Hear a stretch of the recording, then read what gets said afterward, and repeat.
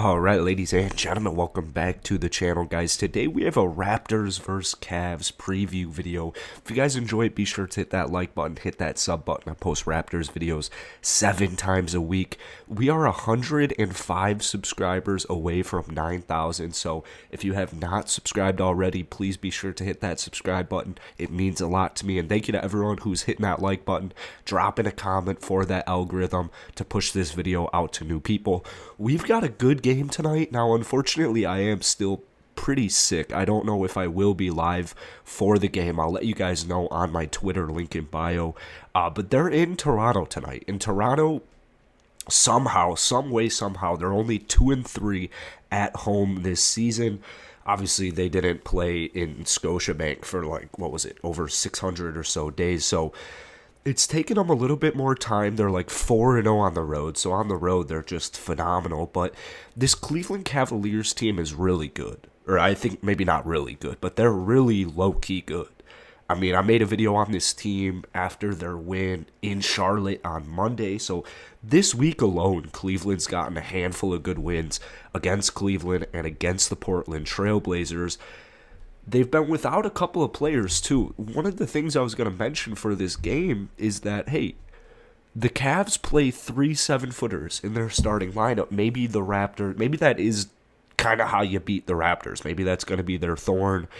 The Raptors, some way, somehow, well, it's not some way, and it's not somehow, it's through good defense, boxing out, and just compiling a very long and tall team. But, 3 7-footers could scare you, but Lauri Markkanen has COVID-19. Kevin Love has COVID-19. They're on the health and safety protocol. So they're already going to be without 2 7-footers, and they're also without Isaac Okoro, but that hasn't stopped them this week. They're just coming off that really good win against Portland without Lauri Markkanen. So you can't sleep on Cleveland. They're 5-4 on the season. They're the 8th seed in the East. They've beaten some really talented teams. The Atlanta Hawks, the Denver Nuggets, the Los Angeles Clippers. So I don't think you should sleep on them one bit. Now, Toronto's going to be without Pascal. They're going to be without Yuta. Hopefully this is the last game Yuta misses. Someone told me someone in my last video told me Pascal is expected to be back this weekend.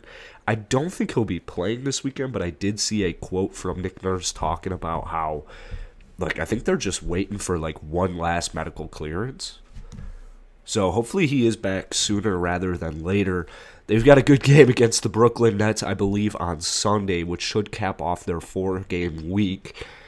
I cannot wait to watch that game. But you got to win this game. You got to start taking it one game at a time. You got to win the games you're supposed to win. And I'll use a quote from Freddie because he summed it up perfectly. Something I've been emphasizing this year, which is an issue that I've been dealing with the Bulls, in the previous seasons, just not really being in this opportunity and finally being an opportunity this year, is beating the teams you're supposed to beat. Is Cleveland talented? Yes. They have a lot of very talented players. I mean, for example, Jared Allen's coming off a 24-17 game. Colin Sexton's coming off 21 against Portland. Garland's coming off 18-10 against Portland. They're really good. They're really freaking good. Great rebounding team. But you got to win the games you're supposed to win. They're still on the younger end.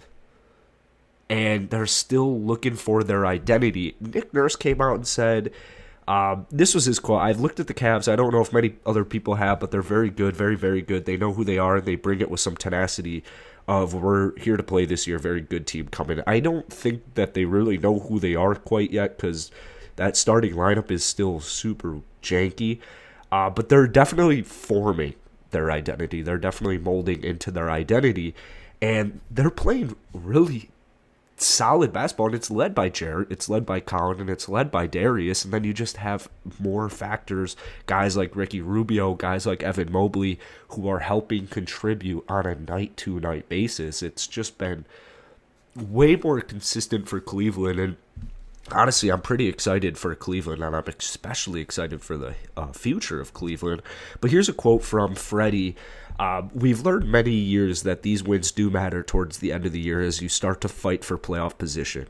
So I like where we are, but we have a long way to go. But I think we're headed in the right direction. I think Fred kind of sums this up perfectly. Is it's like, you got to win this game tonight, man. Like, you just got to win. I know you're only 9 games in, but could you imagine? Like, you're at home. You're not the underdogs. You're the favorite in the game. Like, these are the games you got to win. These are the games you'll look back at the end of the season and be like, man, remember the Raptors started off 7-3? Like, what if they started off 3-7? Like, everyone in the league was expecting the Raptors because they were without Pascal. They thought they reached for Scotty Barnes. They were like, well, you know. So if you start 7-3 as opposed to 3-7, that means so much at the end of the season because this momentum should just continue to carry on. I mean, the Raptors right now are on a 5-game winning streak. They started the season 1-3, and while things weren't looking bad after 1-3, like, it wasn't looking bad, but it wasn't looking that great. Like, there were some positives to be excited about 100%. Scotty Barnes against the Celtics, but, like, I mean, 1-3 is nothing to really be excited about. You've won 5 straight, you can get it to 6, and you can go 7-3 to finish off the first 10 games of the NBA season. Oh my goodness gracious, like, the Raptors at that point are going to be just trying to keep themselves in position to get home field, to maintain, not even to get home field advantage. It's going to be to maintain home field advantage. So tonight, got a couple of things I want to look at. Scotty Barnes is returning. So Scotty Barnes, that's huge. Need to see another good game from him. He's averaging like 19-8 this season. But when you're playing all these big bodies, guys like Jared Allen, you're playing some talented guards, everyone in the starting lineup needs to show up tonight. I mean, every single one. And I'm not saying you got to drop 20 points per game, or you got to drop 20. Every starter's got to drop 20. But it's kind of similar. Like, if Precious Achiuwa starts tonight, 10 rebounds. Like, 3 assists. I mean, we've been seeing a huge increase in Precious Achiuwa's passing ability. He's been rebounding the ball well. Like, same thing with Khem Birch. So you just 10 rebounds.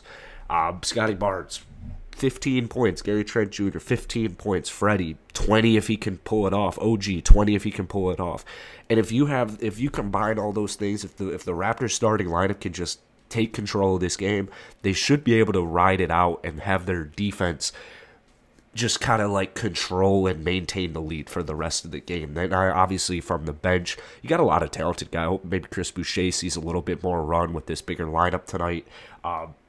Delano Banton, I mean, kid's a stud. Svi, Svi's going to be putting back on the bench, so hopefully he can continue his little hot streak right now. But that's really it for today, guys. Hit that like button, hit that sub button. Once again, 105 subs away, so hit that like button. I really appreciate it. I'll see you guys later tonight.